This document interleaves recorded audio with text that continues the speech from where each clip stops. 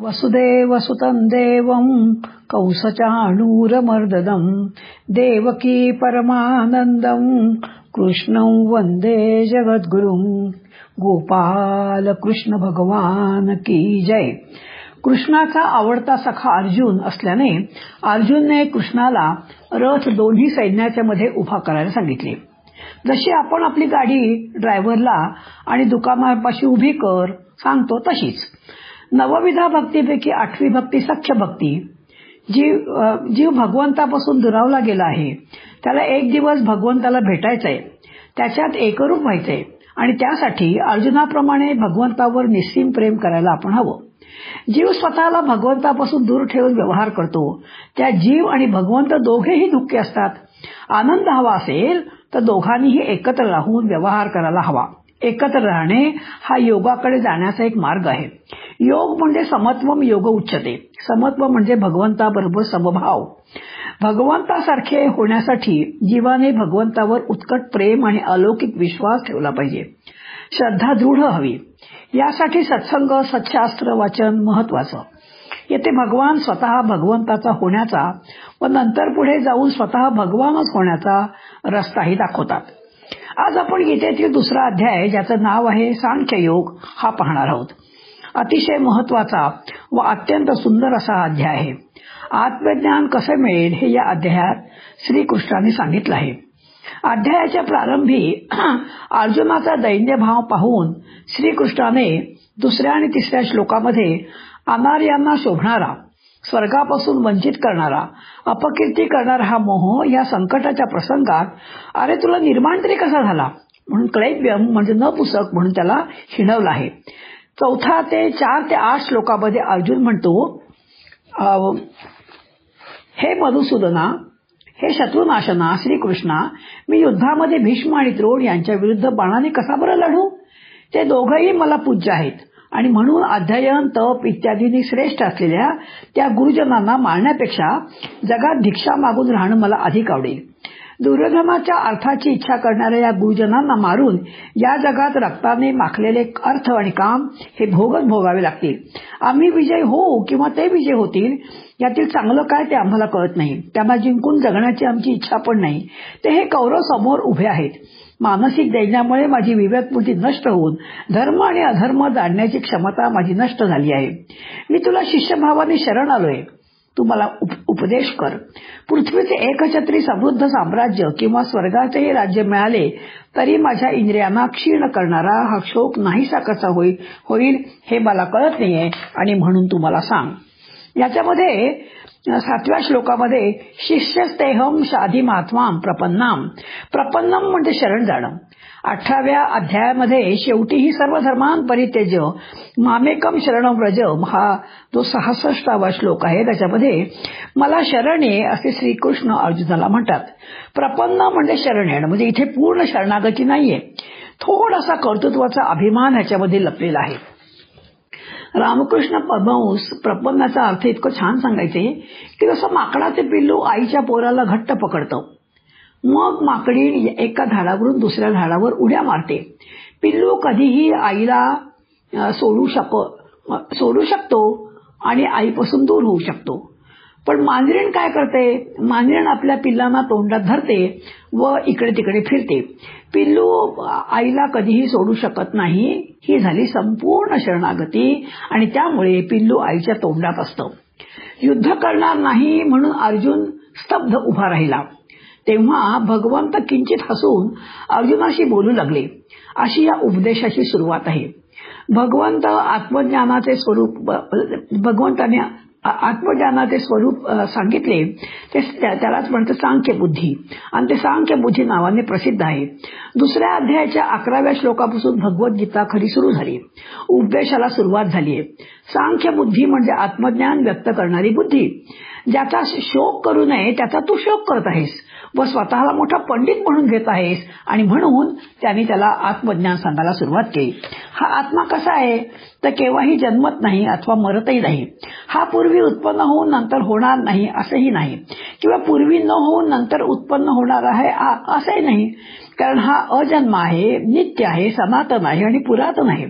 शरीर मारले गेले तरी हा मारला जात नाही. पार्था, जो पुरुष आत्म्याला नित्य, नाशरहित, न जन्मणारा व न बदलणारा आहे असे जाणतो, तो कोणाला कसा बरं मारवील किंवा कोणाला कसा मारेल? आणि म्हणून ज्याप्रमाणे जुनी वस्त्रे टाकून दुसरी नवे घेतो, त्याप्रमाणे देहधारी जीवात्मा जीर्ण शरीरे टाकून दुसरी नवीन धारण करतो. त्या आत्म्याला शस्त्रे तोडीत नाहीत, अग्नी जाळीत नाही, पाणी त्याला भिजवत नाही किंवा वारा त्याला सुकवत नाही. आत्मा हा न तोडण्यासारखा, न जाता येण्यासारख्या, न भिजवला जाणारा, न सुकवला जाणारा, कारण हा नित्य, व्यापक, स्थिर, निष्क्रिय आणि सनातन आहे. तसेच हा अव्यक्त आहे. त्याच्या स्वरूपाबद्दल विचार करता येत नाही, कारण तो बुद्धीला मुळी कळतच नाही. त्याच्यात कोणत्याही प्रकारचा बदल होत नाही. त्याला अशा प्रकारे जाणल्यावर याविषयी शोक करणे तुला योग्य नाही. हे महाबाहो अर्जुना, तू जरी हा आत्मा नेहमीच देहाप्रमाणे उत्पन्न होणार व असाच मरणार आहे असं मानत असशील, तरीही त्याच्याबद्दल शोक करणे तुला योग्य नाही. कारण जो जन्माला आला आहे त्याला मरण निश्चित आहे व जो मेलेला आहे त्याला जन्मही निश्चित आहे. म्हणून अटळ अशा या गोष्टीविषयी शोक करणे तुला योग्य नाही. अशा प्रकारचा सुंदर उपदेश आणि आपल्याला इथे भगवंत अर्जुनाच्या निमित्ताने आणि आपल्याला करत आहेत. 29व्या श्लोकामध्ये आत्म्याच्या या अद्भुत स्वरूपाविषयी आणि भगवंत सांगतायत, कोणी त्या आत्म्याकडे आश्चर्याने पाहतो, तर कोणी त्याचे एक आश्चर्य म्हणून वर्णन करतो, तर कोणी एक मोठे आश्चर्य म्हणून त्याविषयी ऐकतो आणि पण ऐकूनही त्याचे कोणाला ज्ञान होत नाही. त्याचे ज्ञान होणे हे एक आश्चर्यच असून त्याचे वर्णन करणे हेही आश्चर्यच आहे. त्याविषयी ऐकणे हे आश्चर्य असून ऐकूनही कोणाला त्याचे ज्ञान होत नाही हेही एक नवलच आहे. हा श्लोक अर्जुनाप्रमाणे सर्वांच्या उपयोगाचा आहे. भगवंतांनी पुढे सांख्य बुद्धीच्या अंतर्गत स्वधर्माचे आचरण अवश्य करायला सांगितले, ते आता आपण पाहूया. लौकिक दृष्ट्याही आपण जगो किंवा मरो, आपले काहीही होवो, पण मी युद्ध करणारच असा निर्णय कर. युद्धात मृत्यू प्राप्त झाला तर तुला स्वर्गात जाण्याचा सन्मान प्राप्त होईल आणि जिंकलास तर राज्याचा अधिकारी होशील. पण काहीही घडलं तरी बेहत्तर, सुख दुःख, लाभ अलाभ, जय पराजय यांच्याबाबत तू समोर राहा. कर्तव्य कर्म कर.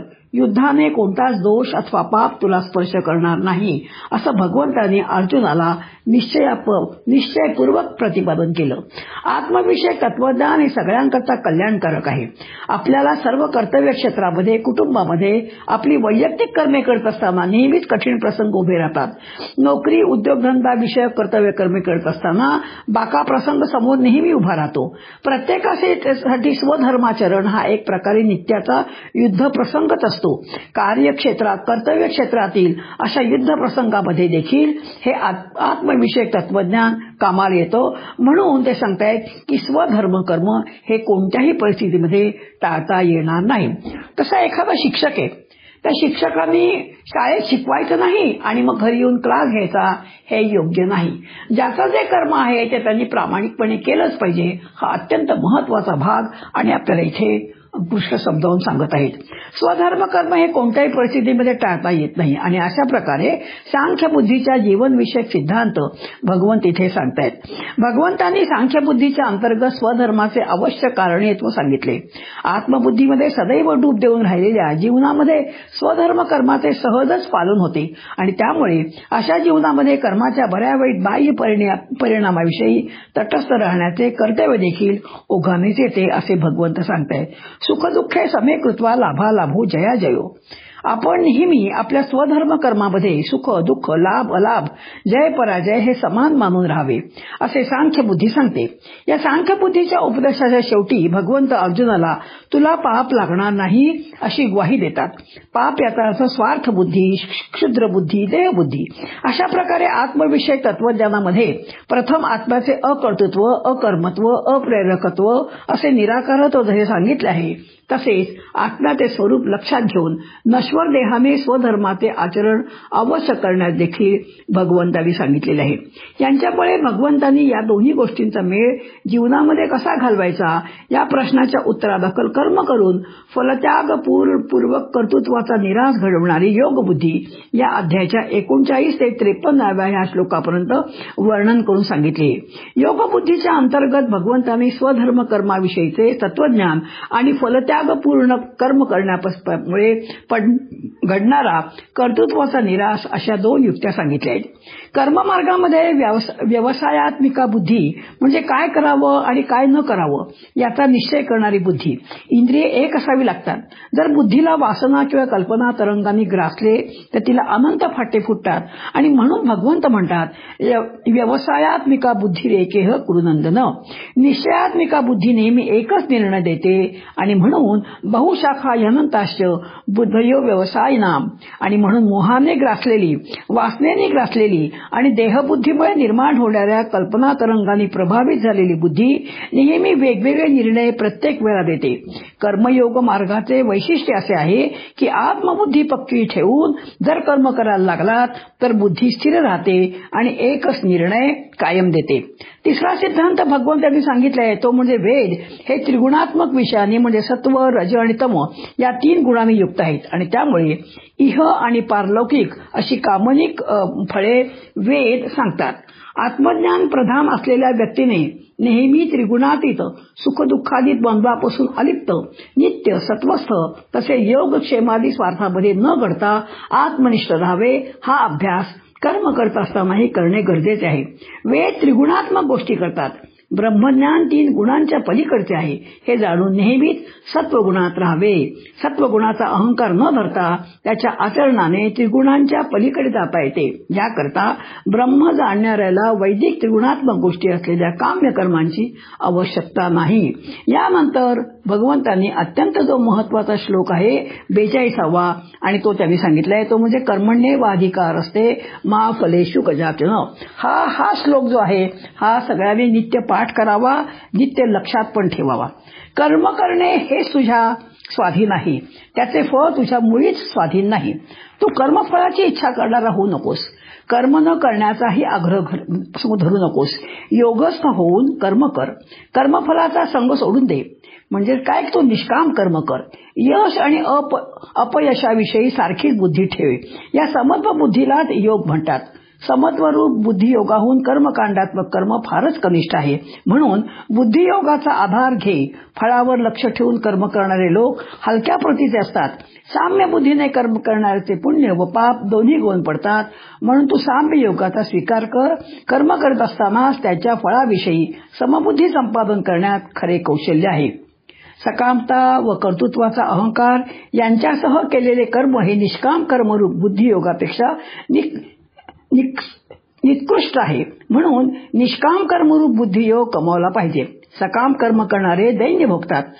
सकामतेमध्ये आशा, निराशा, लाभ, हानी, मत्सर, द्वेषाधिकामुळे दैन्य निर्माण होते. मूळचा सुखरूप असलेला जीव जेव्हा ती सुखरूपता गमावतो तेव्हा त्या जीवाला दीनता येते आणि त्यामुळे फळांची इच्छा करणारे व जन्ममरणात अडकणारे लौकिक दृष्टीने कितीही श्रेष्ठ असले तरी ते हलक्या प्रतीचे असतात. कर्मफळाची अपेक्षा ठेवण्यास त्या कर्माच्या फळाच्या उत्पत्तीला साधक जबाबदार असतो आणि कर्तृत्व भोक्तृत्व भावना निर्माण झाल्यामुळे जन्ममरणाचे चक्र सुटत नाही. जीव प्रारब्धाने बांधलेला आहे. त्यानुसार त्याला कर्मे करण्याची इच्छा होते.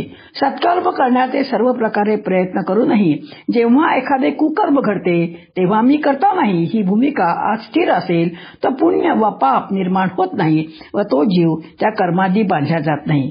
मी पुण्यवान, मी पापी असे दोन्ही भ्रम त्याला नसतात. कुकर्माला सवलत देण्याच्या दृष्टीने हा विचार नसून अत्यंत बलवान प्रारब्ध काय करू शकते एवढाच विचार तेथे करावा. कर्माला ज्या इह या परलोकातील फळ मिळते ते सर्व लोक नाशिवंत आहेत. ज्या योगाप्रमाणे आचरण केल्याने जीवाचे शाश्वत कल्याण होते तो योग श्रेष्ठ आहे. कर्माचा हा त्रास टाळण्यासाठी कर्मेच करू नये हा मात्र विचार पळपुट आहे. बरं, आत्मज्ञानासाठी संन्यासाश्रम स्वीकारला तर विहित कर्मे सोडता येतात. म्हणून सांख्य बुद्धीने फलेच्छा सोडून कर्म केली असता चित्त शुद्ध होते. सांख्य या शब्दाची साम्यक अधिख्या अशी व्युत्पत्ती म्हणजे फोड असून त्याचा योग्य तो निर्णय असा अर्थ आहे. हा निर्णय भगवान श्रीकृष्णांचा असल्याने तोच योग आहे. या सांख्याचा ज्या बुद्धीशी योग झाला आहे तिला सांख्य बुद्धी किंवा बुद्धियोग असे म्हटलेले आहे. त्यानंतर आणि अर्जुनाने एक महत्वाचा प्रश्न विचारलाय की उपनिषदांमध्ये कुठे कुठे उलटसुलट विचार मांडण्याचे दिसते, पण निष्काम कर्माच्या आधाराने जीवन जगत असताना अशी स्थिर असलेली बुद्धी जेव्हा आत्मानुसंधान संभावून राहते तेव्हा जीवाला जीव ब्रह्मेक रूप योगाची सिद्धी होते. म्हणजे त्या जीवाला ब्रह्माच्या ऐक्याचा अनुभव येतो व स्थितप्रज्ञ होतो. म्हणून प्रश्न विचारलाय की स्थितप्रज्ञाची मला लक्षणं सांगा, आणि प्रसिद्ध असणारी स्थितप्रज्ञाची लक्षणं आता भगवंत आणि कृष्ण म्हणजे कृष्ण आपल्या अर्जुनाला समजावून सांगतायत. दुसऱ्या अध्यायामध्ये भगवंताने अर्जुनाला शाश्वत काय किंवा अशाश्वत काय समजावून सांगितले. तरीही अर्जुन जिज्ञासू असल्याने त्याला प्रश्न पडतच होता की कर्म तर करायचं, काय फल असेल त्याची अपेक्षाही नाही करायची. जो मृत झाला आहे तो आणि जो जिवंत आहे कशाचा शोक व आनंद करायचा नाही. अनेक प्रकारे विचलित झालेली बुद्धी परमात्म्यापाशी स्थिर करायची. म्हणजे काय करायचं ते मला पुन्हा सांग असं तो विद्गू लागला. त्यासाठी भगवंताने अर्जुनाला स्थितप्रज्ञ कसा असतो ते सांगायला सुरुवात केली. दुसरा अध्याय या वर्णनामुळे खूपच सुंदर झालाय. या स्थितप्रज्ञ कल्पनेला आज कलियुगातही तेवढंच अगदी द्वापार युगापेक्षाही जास्त महत्व आहे. गीतेचा अभ्यास करताना एक लक्षात घ्यायला हवं की भगवंत या नरदेहाकडून जे जे उत्तम आहे त्याचीच अपेक्षा करतो. त्याची तुमच्याकडून फक्त निस्वार्थी कर्माची अपेक्षा आहे. बाकी भौतिक गोष्टी जो भगवंत तो तुमच्याकडे मागत पण नाही. तशीच आणखी एक महत्वाची गोष्ट ती म्हणजे भगवंत म्हणतात सुख दुःख ही संज्ञा अस्तित्वातच नाहीये. ती असते परिस्थिती, ती असते परीक्षा, तुमचे मनोबल तपासण्यासाठी. माणूस या संज्ञा का मानतो? कारण तो हा खोटा नाशवंत संसार खरा मानतो आणि या दृष्ट सृष्टीलाच रमायचा प्रयत्न करतो. या काळात अर्जुनाला स्वजनांचं हनन कसं करायचं हा मोठा प्रश्न होता. तर आज परस्त्री गमन, व्यसन, नंतर वेगवेगळे नको ते खेळ खेळणं, नात्यामधला वाढलेला स्वार्थ, प्रत्येकाला हवी असणारी स्पेस, त्यातून संपलेलं प्रेम, भौतिक गोष्टीचा हव्यास, यातून येणारे असमाधान, अशा अनेक शत्रूंशी आपल्याला लढायचंय. यात कधी स्वतःच्या घरातले जवळचे असतील, कधी मित्रवर्ग असतील, तर कधी शेजारपाजार असतील. मग हे सगळं आजूबाजूला घडत असताना मी कसं वागायचं हा एक मोठा प्रश्न असतो. यासाठी स्थितप्रज्ञ व्हायचं. जी परिस्थिती बदलणं शक्य नाही तिला सामोरं जायचं. चुकीच्या गोष्टींचं परित्राण करायचं, त्याच्या विरोधात उभं राहायचं. पण या सगळ्याचा करता मी नाही हे मात्र कायमच लक्षात ठेवायचं. प्रत्येक गोष्ट ही भगवंताच्या इच्छेने भगवंता प्रित्यर्थ केली आहे यावर बुद्धी स्थिर करायची. शुभाशुभ काहीही घडो माझ्यावर परिणाम होऊ न देणे म्हणजेच स्थितप्रज्ञ होणे. या घडण्याने मी प्रसन्नही होत नाही आणि त्याचा द्वेषही करत नाही असा उपदेश आणि भगवंत करतायत. इथे भगवंत कासवाचा दृष्टांत देत आहेत.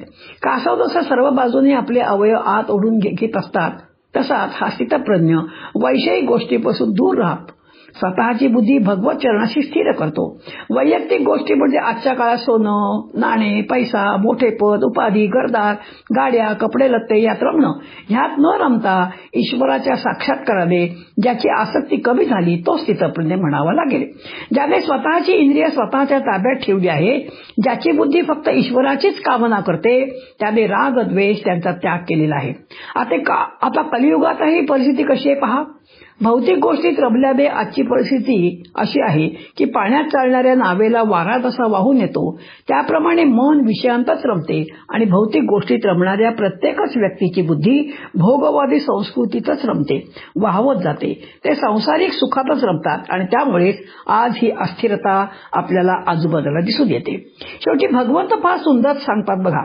ज्याप्रमाणे विविध नद्यांचे पाणी सर्व बाजूंना भरलेल्या पण स्थिर असलेल्या समुद्रात त्याला विचलित न करता जसे सामावून जाते, तसेच हे सर्व प्रकारचे भोग स्थितप्रज्ञ पुरुषांठाई कोणत्याही विकार उत्पन्न न करता सामावून जातात. तो ते तटस्थ बुद्धीने भोगतो. सुख दुःख ही संकल्पना त्याच्या लेखी शिल्लक राहत नाही. तो परमशांतीला पोहोचलेला असतो. कोणी म्हणेल खरंच असं वागता येईल का हो? तर मी म्हणेन नक्की जमेल. ते कसं? तर हा संसार खोटा आहे हे मनात एकदा कबूल केलं की निम्मागड चढलो. ते मान्य केलं की कोणाशी साधी ईर्ष्या चुरस हे राहतच नाही. मला मिळालेलं काम हे मी भगवंताचं दिलेलं म्हणून करत राहायचं. जर करता मी नाही तर त्याच्या चांगल्या वाईटाची जबाबदारी ही माझी नाही. जगणं सोपं सुलभ होतं. मी माझाचा गुंता कमी व्हायला लागतो. बुद्धी मनातल्याच परमात्म्यापाशी स्थिर व्हायला पाहिजे. रोजच्या घडणाऱ्या परिस्थितीमध्ये मला समर्थांचं एक वाक्य खूपच आश्वासक वाटतं. तुम्ही कोण हो संसार करणारे? तुम्ही विश्वस्त आहात, म्हणजे ट्रस्टी आहात संसाराचे. तो फक्त चालवता. तुम्ही फक्त संसार चालवता, पण त्याचे ट्रस्टी कोण? तर भगवंत आहेत. त्याचा करविता फक्त भगवंत आहे. हे पक्क केलं की नात्यांचा गुंता, माझी बायको, माझी मुलं, माझा संसार, हा विषय थोडा कमी होतो. कोणत्याच गोष्टीचा परिणाम मनाच्या पटलावर दूरगामी होत नाही. हे जमवण्यासाठीच हा सांख्य योगाचा अभ्यास आहे आणि हीच खरी उपासना आहे. भगवंताच्या जवळ जाणं. मला गीता समजायचे असेल तर हे निर्लेप होणं आधी जमायला हवं. कोणतेही काम मला अतिशय तन्मयतेनं करता यायला पाहिजे. जे मला माणूस म्हणून जन्माला आल्यानंतर करायला मिळालंय म्हणजेच तोच स्वधर्म, मग ते कोणतंही असो, प्रामाणिकपणे केलं पाहिजे. शिवाय ते मला शेवटच्या श्वासापर्यंत करायला हवं. काम न करणं हा मनुष्य जन्म नाही आणि त्या कामाचं श्रेय घेणं हा तर मुळीच नाही. हे ज्याला कळलं तोच कलियुगात तप्रद झाला आणि म्हणून विहाय कामान्य सर्वान पुमांश्चरती निस्पृहा निर्ममो निरहंकार स शांतीर्मधी गच्छती. भगवंत शेवटी काय म्हणतात बघा, जे आजही तंतोतंत लागू आहे. जो पुरुष सर्व इच्छांचा त्याग करून आपले विहित काम करत राहतो, जो माया, ममता, अहंकार टाकून देऊन राहतो, त्याला शांती का बरं मिळणार नाही? हेच भगवंत जाणण्यासाठी ज्ञान होय. हाच महत्वाचा ज्ञानयोग आणि हाच महत्वाचा सांख्ययोग. त्यानंतर आपण जो आज 12व्या दुसऱ्या अध्यायातला जो श्लोक आहे अभ्यासाला घेतलाय आणि तो म्हणजे आहे 20वा श्लोक. न जायते ब्रियते ना कदाचिन नायं भूत्वा भविता वा न भूयः अजो नित्य शाश्वतोयं पुराणो न हन्यते हन्यमाने शरीरे.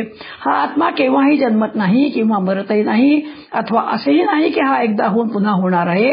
हा न जन्मणारा नित्य शाश्वत आणि पुरातन आहे. शरीराचा नाश झाला तरी हा नाश पावत नाही. नागेश्वरीच्या ओव्या 139 पासून ते 143 पर्यंत आहे. जैसे स्वप्ना माझी देखिदे ते स्वप्नेची साच आप दे, मग चेऊन या पाहिजे तव काही नाही. तैसी हे जाण माया तू भ्रमतो आम्हासी वाया, शस्त्रे हाडीतील या छाया जैसी अंगित रूपे. का पूर्ण कुंभ उलंडला तेथ बिंबाकारू दिसे भ्रंशला, परी भानू नाही नासला पयासवे. ना तरी मठी आकाश जैसे मठाकृती अवतरले असे, तो भंगल्या आपैसे स्वरूपची. तैसे शरीराच्या लोपी सर्वथा नाशू नाही स्वरूपी, म्हणून तू हे निरोपी भ्रांती बापा. ह्याचा अर्थ असा, मोहग्रस्त अर्जुनाला कृष्ण म्हणाले, अरे तू हे काय म्हणलायस? हे काय आत्ताच तुझे सोयरे झालेत का? तुझ्यातला कलह तो सदाचाच आहे ना, तुमच्यातला कलह. मग इथे समरांगणावर त्याचा एवढा पुळका कशाला आलाय? त्यावर अर्जुनाने गुरुवर्यांना, पितामहांना, आप्तेष्टांना मारणे अधर्माचं आहे, युद्धामुळे कुलक्षय होईल, कुलस्त्रियांचा अधःपात होईल इत्यादी अनेक कारणे सांगितली. पण ती तकला जो आहे हे त्याच्याही अंतर्मनाला जाणवत होतं. म्हणून अखेरीस तुम्हाला कृष्णा खरं सांगू का, आता मी गोंधळून गेलोय रे, आता तूच काय ते मला सांग, मी काय करू, कसा वागू? क्षात्रधर्माला योग्य असं वाग आणि व्यर्थ शोक करू नकोस. अरे तू या कौरवांना मारलं नाहीस तर ते काय चिरंजीव होणार आहेत का? अरे बाबा रे, जन्म मरणाचं हे रहाट गाडगं जगाच्या उत्पत्तीपासून चालू आहे आणि देहाच्या जन्माबरोबर त्याच्या मृत्यूचाही जन्म होत असतो. दुसरं म्हणजे आपण देहाच्या अंगानं पाहतो म्हणून आपल्याला जन्म मृत्यू भासतात. वास्तविक सर्वांच्या ठाई एकच आत्मवस्तू आहे, पण मायेच्या योगाने हा भ्रम निर्माण होतो. आदिमाया ही परब्रह्माची स्फुरणरूप शक्ती आहे. तिच्यामुळे निर्गुण आणि निर्विशेष ब्रह्माच्या ठिकाणी विश्वाभास उत्पन्न होतो, वाढतो आणि विलीनही होतो. मात्र आपल्या देहामध्ये राहणारी जी जाणीव आहे तिच्या शुद्ध स्वरूपाला उदयही नाही आणि अस्तही नाही. मी रूपाने आपण जिला अनुभवतो ती सद्वस्तू ज्ञानमय आहे, प्रकाशमय आहे, आनंदमय आहे. त्या चिरंतन सत्य तत्वालाच आत्मा असं म्हणतात. आत्माला जन्ममृत्यू नाही, तो शाश्वत आहे, पुरातन आहे. देहाचा नाश झाला तरी हा अविनाशी आहे हे ओळखून तू या मायेच्या जाळ्यात अडकू नकोस. स्वप्नाला खरं मानू नकोस. अर्जुना, अरे माणसाच्या सावलीला शस्त्रानं मारलं तर तो मार त्याच्या अंगाला थोडाच लागतो. पाण्यानं भरलेल्या भांड्यात सूर्याचं प्रतिबिंब दिसतं. भांड पालथं केलं की तेही दिसेनासं होतं, पण म्हणून आकाशातलं मूळ सूर्यबिंब थोडाच नाश पावतो. याप्रमाणे देहाचा अंत झाला तरी मूळ आत्मस्वरूप कधीही नाश पावत नाही. हे जाणून उठ, स्वप्नभ्रमातून जागा हो आणि युद्ध कर. कृष्णाय वासुदेवाय हरये परमात्मने प्रणतः क्लेशनाशाय गोविंदाय नमो नमः. दरवेळेला आणि माझ्या नातवंडांकरता काहीतरी सांगा म्हणून सांगितलं म्हणून दरवेळेला आम्ही गीतेचं सार अगदी 2-4 ओळ्यात म्हणजे ओळीत सांगणार आहे. डोळे बंद करा, शांतपणे श्रवण करा. तुम्ही कर्म करा आणि फळाची चिंता करू नका. असं कर्म प्रामाणिकपणे करा की परिणामाची चिंता करायची गरजच पडणार नाही. बघा, एक घर बांधणारा, त्या जुनी काळची गोष्ट सांगते, एक घर बांधणारा माणूस होता. जेव्हा एकच माणूस सगळी कामं घर बांधायची करायचा, जन्मभर त्याने अनेक घरं सुंदर सुंदर बांधली. आता आज हे जे घर बांधतोय त्याचं शेवटचं घर होतं आणि शेवटचं घर असल्यामुळे त्यांनी ते कसं तरी कंटाळ वाढून घर पूर्ण बांधलं आणि शेवटी तो मालकाकडे गेला, मला माझं घर बांधून झालं, उद्यापासून मी येणार नाही. मालकाने त्या घराची किल्ली त्याच्या हातात दिली आणि तुम्हाला प्रामाणिकपणे काम केलंस म्हणून हे घर तुला बक्षीस. त्यांनी डोक्याला हात मारला. त्यांनी विचार केला, आतापर्यंत सगळी घर मी सुंदर बांधली पण हे घर मात्र कसं तरी बांधलं. आणि म्हणून आपल्या हे सांगतायत, श्रीकृष्ण सांगतायत की तुम्ही असं काम करा की म्हणजे त्याने असं घर बांधायला पाहिजे की हे माझंच घर म्हणून म्हणताय की तुम्ही प्रत्येक कर्म जे आहे ते सुंदर करा, मन लावून करा, नीटनेटकं करा, कारण ते कर्म आपण भगवंतासाठी करतोय हे लक्षात ठेवा. असं प्रत्येक ह्याच्यानंतर दिवसानंतर मी असं थोडंसं चिंतन माझ्या नातवंडाकरता, नवे माझ्या नव्हे सर्व जणांच्या नातवंडांकरता त्यांनी काय लक्षात ठेवावं हे मी सांगणार आहे. जय जय रघुवीर सम